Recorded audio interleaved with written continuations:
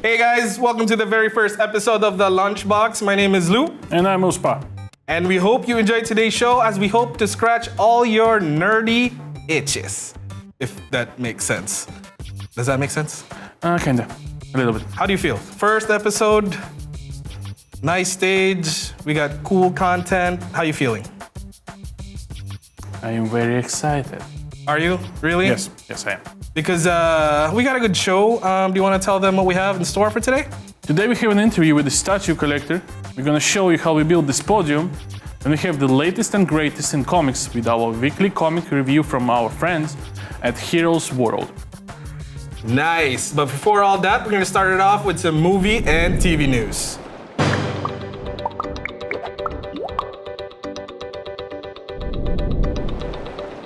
Not too long ago, after being fired by Disney, Guardians of the Galaxy director James Gunn's fans are already petitioning Disney to reinstate him. James Gunn, who was let go by Disney earlier this week, was set to begin pre-production for Guardians of the Galaxy 3. Disney's decision came after decades-old tweets resurfaced, tweets that apparently referenced pedophilia and rape, which many claims were tweeted by a very different James Gunn than he is now. It is no surprise that fans of the franchise are coming to his aid, joining Guardians' Dave Bautista in defending the director-writer. In addition, a petition that was set up earlier this week titled Rehire James Gunn has racked up over 30,000 signatures. What do you think about the James Gunn thing? I don't know, man. So shady. I mean, if you think about it, it was tweeted like maybe over 10 years ago or just under 10 years ago. Wait, is that Twitter that long? Yeah, it's been on that long. And I mean, if you think about James Gunn's, pretty controversial. If you think about his old films, had some pretty kind of controversial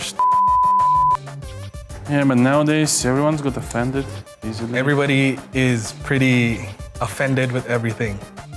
Yeah. But what do you think? Like, does the I don't even know if petitions really do anything to help him reinstate, because I don't think Guardians of the Galaxy or even part of Marvel will be or is what it is because of James Gunn. I mean, he helped shape especially like the space stuff for Marvel. I don't think it's gonna do any good. Like, technically it's Disney's decision who they wanna employ. True. So petition, maybe there is something they just don't tell us. Maybe some internal conflicts or just some other stuff. Okay, so here's a kind of another. If it turns out, or if James Gunn doesn't come back to the franchise, who do you think is a perfect director to? I would say Taika Waititi, who from Thor Ragnarok, but you were not a fan of that movie. Not really. It's the same kind of humor, and it's in space, and I don't know, man. See, the stuff I didn't like in Thor, there was too many jokes. Some of them didn't even work. I personally liked it, but It's a matter of the preference, right? yeah, I guess. But anyway, what else do we have? It's official. After a long battle with the Comcast, Disney's finally acquired 21st Century Fox assets. That means that Disney is free to add a huge number of franchises to its arsenal, including the possible return home of the X-Men and the Fantastic Four, making fans extremely happy to finally see those franchises return to the Marvel Cinematic Universe. Comcast does not intend to pursue further the acquisition of the 21st Century Fox assets, and instead will focus on our recommendation offer for Sky, the company said in the statement today. Brian L. Roberts, Comcast CEO, added, "I'd like to congratulate Bob Iger and the team at Disney and commend the Murdoch family and Fox for creating such a desirable and respected company." How do you feel about that? X-Men and Fantastic Four are coming home. Yes! I don't know, X-Men was pretty good. Recent movies like... The recent one, well... Yeah, but the Fantastic Four, yeah, definitely should go back. to Marvel. Well, I didn't mind as weird as the casting was for. Casting was great. Casting was not great, I would say. Except for right. Doctor Doom. Doctor Doom looked Yeah. ridiculous. I don't know what the hell that was. But I don't know. it did not look good. Casting-wise, it was alright, but the way the character was written, he's just a maniac. Doctor Doom is not like that. He's crazy, but in a way. But for me, I've been a big X-Men fan since I was like 12 years old, and like though the Bryan Singer movies, like especially the first three, were pretty good, I just kept thinking like this is still not good enough for me. And then when they kind of did it with First Class, I was like, okay. And then they kind of did it again, but it's kind of. I actually hope some of the cast will stay. Like I don't know if they're gonna completely. Man, I hope all the cast will stay. No, because technically Marvel owns now. They can do whatever. They can start it from where they had it, Yeah. kinda, and or just be like, because there's a lot of things that happen in those movies that didn't even get like world-destroying things that had like the world that the Marvel Cinematic Universe didn't even know about. So how are they gonna integrate all the mutants in there? Like before, Inhumans can't even say the word mutant because Fox owned them, right? But Fox. now, Yeah, but I don't know, man. I hope Marvel gonna keep the existing cast and continue the story. Somehow integrate them into the maybe Avengers 4. that would be great. That would be great. Like the perfect ending for Avengers 4, because to start a new phase is have just like one of the X-Men or some of the X-Men just show up out of nowhere. But I don't know, man. In terms of filmmaking, don't think it's just too many heroes for one movie? Too many characters? It's It's gonna be mishmash. it's my dream come true. Whatever. So as much as we'd like to talk about the X-Men, I definitely do. This weekend was San Diego Comic-Con, Yeah, that was pretty busy. and there was tons of trailers, new trailers for new movies coming out. Aquaman, Godzilla, King of Monsters, Shazam. The Glass. Gifted Glass was amazing. The Gifted, the Fox series with mutants, and there was more. But what was your? Let's just go with your favorite and not your favorite. Aquaman was great. Yeah, that one was great. Finally, Finally, he's a badass. because Wonder Woman caught everybody by surprise. Nobody expected it to be that good because, well, again, it's just trailers, man. That's what Yeah, that's what I'm afraid of. They put all the cool stuff in the trailer. But they finally solved something which was really weird in Justice League when you know how they were talking in an air bubble, Yeah. and now they're actually just kind of talking, which eliminates that air bubble thing, which was pretty stupid. Yeah, plus the whole Atlantis thing in Justice League. Oh, we have a ruined city. Now Atlantis is just six columns. We protect. the trailer that you didn't like. I was Shazam. Shazam. It looked pretty bad. Like I was reading some stuff about it, and then people seem to really like it, but I didn't like it at all, man. I didn't like Nah. the costume. I didn't like. It was just weird. I don't even know if Zachary Levi is perfect for it. I don't know, man. I don't know. Maybe the position is a comedy, superheroic comedy, because 12 years old. Marvel-ish. Not the. I love comic book movies, and I don't mean to sound like just pro Marvel, but the humor kind of seemed Marvel-ish to me. Yeah. But plus I don't know, something wrong with the makeup. It was just weird. Like what did you just say earlier? He looked like He looks like Kendall? Kendall. I don't know, extra white teeth, some plastic look on his face. Anyway, as much as I'd like to keep talking about it, we have tons more coming up in the show. We have an interview with statue collector Denis Lauchenko right after we come back. After the messages from not our sponsors. Exactly.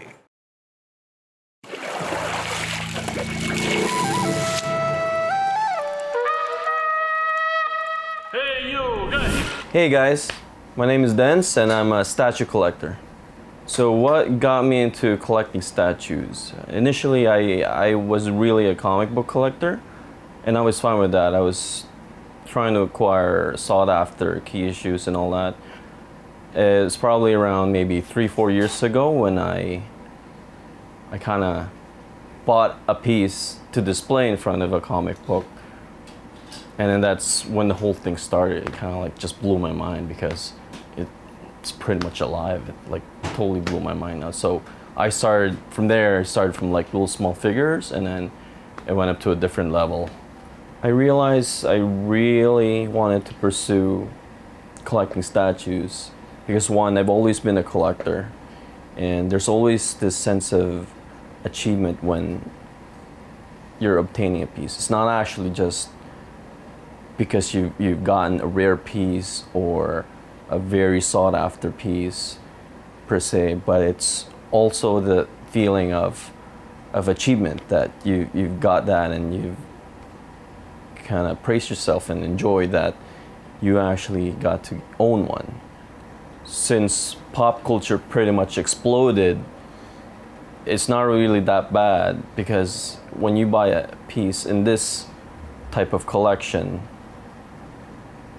it's pretty much an investment as well, because later on down the road they kind of double and triple in price. The best feeling for me whenever I collect these statues, whenever you just come home on a very stressful day, you just kind of want to sit back and relax and admire what you have. And I know I'm not worried because I can always sell them or whatever, but whenever I look at my statues and just kind of sit back and relax, I feel kind of relieved. Since pop culture exploded with all these DC and Marvel movies, these pieces actually have had value in them, and they keep on increasing because of this supply and demand process. So it's kind of like stocks, really, but at the same time, you're fulfilling your desire on collecting. Best thing about this, personally, would be I like coming home whenever I'm stressed out. I come home and then just admire what I have, sit back and relax, pop a record on, listen to some music, and just pretty much browse through my collection, and it kind of relieves me. In regards to buying and actually acquiring these statues that, let's say, if you saw online, the thing is, you can't really just look up online and see. There's a lot of like information that you need to kind of research, and there's a big community of these statue collectors that actually give advice and give help, and I've been a part of it for quite some time now, maybe around I would say 3 to 4 years. And like any other groups, I guess, there is drama, there is people helping you out, people bringing you down, but the whole point of you being there is being part of the community, and to help for you to get all this information in regards to the process of actually buying. There's big companies that are pretty famous that you would know and you could easily find, but then there's also custom groups that sell custom pieces, which is actually considered very rare and like a unicorn, if I might say, in the statue collecting community, because they only make not really more than 100 of them. So that's one of them, and the prices on those are really high because there are only like 50, 30, maybe even 20 of them made in the whole world. So why do you buy these things? Why do you want to buy like rare pieces that's only 20 made around the world? The same as like how a person likes art. I like art. I'm not a millionaire like you see in TV that bids on a piece of art that you can't even understand what it is and pays $1 billion for it. So it's pretty much the same drive that you get from these statues. That, and incorporate the fact that it's a superhero statue or whatever it is, that kind of makes you more pumped about buying these things. And in regards to like ways to actually buy them, you can get them online through that community that I actually mentioned, through other people selling them. There's always like separate buy and sell pages for them. Depending on what the pieces are, if it's rare, it's really expensive, you buy them if you really want it, and until you actually satisfy your craving. How these pieces or statues really cost, there's really no set price of them. It's like what I mentioned earlier, it's supply and demand. The rarer the piece, the more expensive it is. The custom statues that I mentioned are only made around maybe 20, 40, 50, not even more than 100. They're even more expensive. So I would say around, maybe if I were to range it, it would be like from $50 to $5,000, depending on how rare the piece is. But if you get them at the right time, at the right moment, you get it at a very good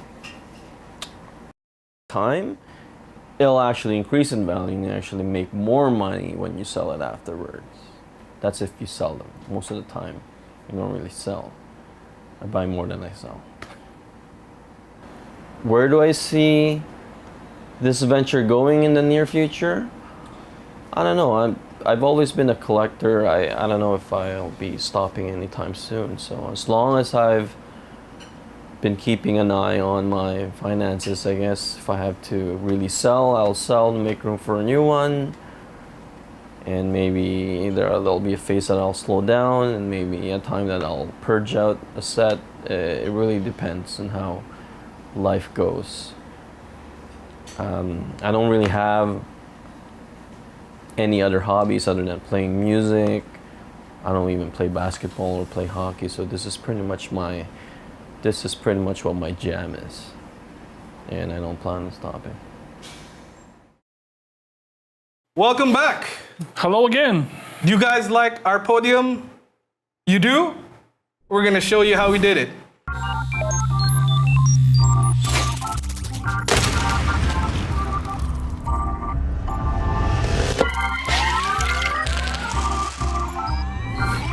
So far what we did, we got a used podium, assemble it, put TV mount up front, use plastic board to cover it, glued comic book pages from old comic books or used comics, which you can get at your local comic book store for cheap. To make it more mobile, we put it on the wheels, mount the TV, attach some LED strips, and used Raspberry Pi to transmit the video signal on the TV. So now you can check out how we did it.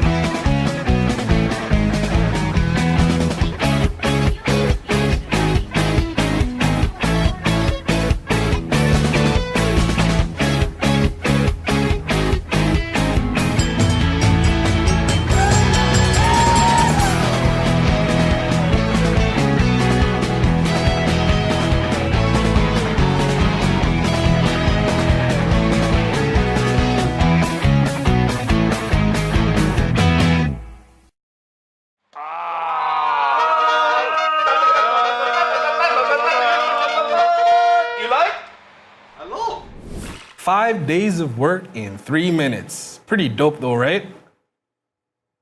Yes. He's usually chattier than this.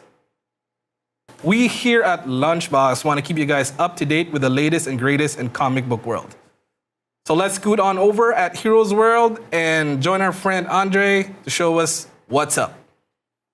Okay.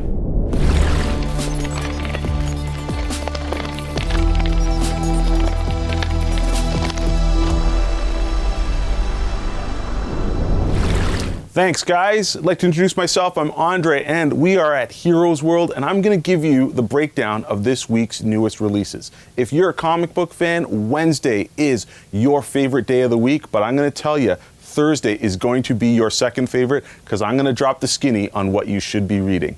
First up, a couple months back, the industry was rocked to find out that Brian Michael Bendis was going to go to DC Comics. That's right, the longtime Marvel guy who basically helmed everything from the Avengers to the X-Men to Spider-Man is now working for DC, and he is getting to do Big Blue Superman, the Man of Steel himself. He started off doing a 6-issue series called The Man of Steel, and he is writing both Action Comics as well as the title Superman. This week, Action Comics number 1001 hit the stands, and boy, was it incredible. Patrick Gleason joined him for the art, and this is a great tale because Superman is getting framed for arson in Metropolis. That's right, somebody's setting up the Superman, and he doesn't know who it is, and they're using all their tricks to make sure he doesn't find out. So make sure you check out Superman by DC Comics. It's Action Comics 1001, and it's Brian Michael Bendis' great work on The Man of Steel.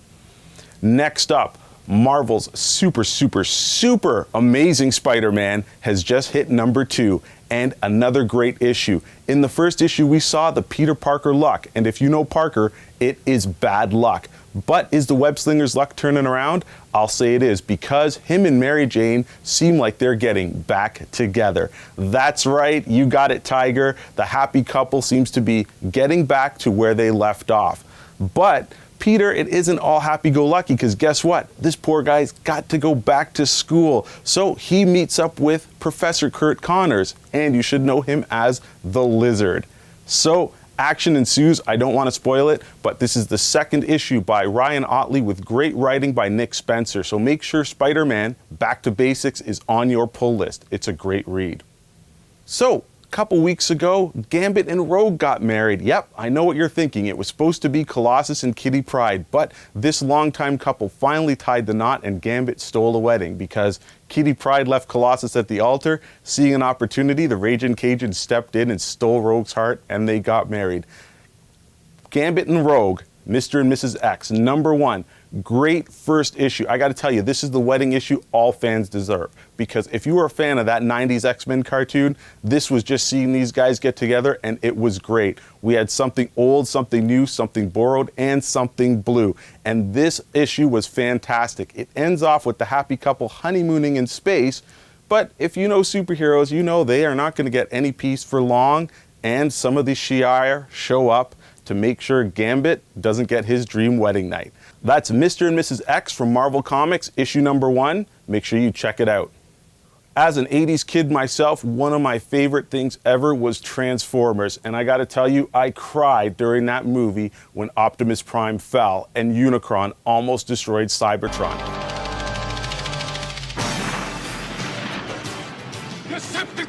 Now, IDW brings back that holy terror, that planet-devouring monstrosity in the new Transformers series, Unicron. So, we find out the history that Cybertron and Unicron actually battled in the past, and Shockwave was behind some of this heinous thing by using time travel. So, we have the Autobots working with the Decepticons, working with the leaders of all the colonies of Cybertron, but of course, there's wrinkles to be thrown in because Starscream, you know what he does. This guy can't be trusted, and in their greatest moment of defeat with the Autobot fleet almost decimated, Starscream brings a group of Decepticons to try and thwart Unicron. This book was absolutely fantastic. If you're a Transformers fan, you're going to love seeing the art on these guys. Your favorite Transformers have never looked better. I could hear the voice of Optimus Prime in my head as I'm reading it. Bumblebee was in there. He was investigating stuff. We see some old Transformers. We see some new Transformers. And of course, some characters that if you haven't read the book in a while, you're going to wonder, hey, where'd they come from? And this book does a great job of bringing you up to speed. This is the second issue, and I got to say, I feel it's one of the best things that IDW has put out Transformer-wise. It's got a little bit of the past, it's got some stuff for the present, and it's showing you where this book is going to go. It's a 6-issue limited series, so make sure you catch up. It's only on their second issue, and I highly recommend it. So there you have it, folks. Several books for you to check out. A couple Marvel, a couple DC, and of course an IDW bringing you Transformers. I hope you enjoyed them as much as I do. I'm Andre from Heroes World. You can find us on Heroes World online on all the social media accounts. Back to you at the studio. And that is it for us this week. Thank you very much for joining us. We hope you enjoyed the show. Yes, Yes, what? they enjoyed the show. Yeah. Join us next week as we chat with Raquel. She is a special effects makeup person. And also, don't forget to check out our socials. We'll try to update it regularly. Also, we're gonna try the we never tried before. Yes, we're gonna eat a bunch of not really, but we're gonna try. Not Peace. Bye.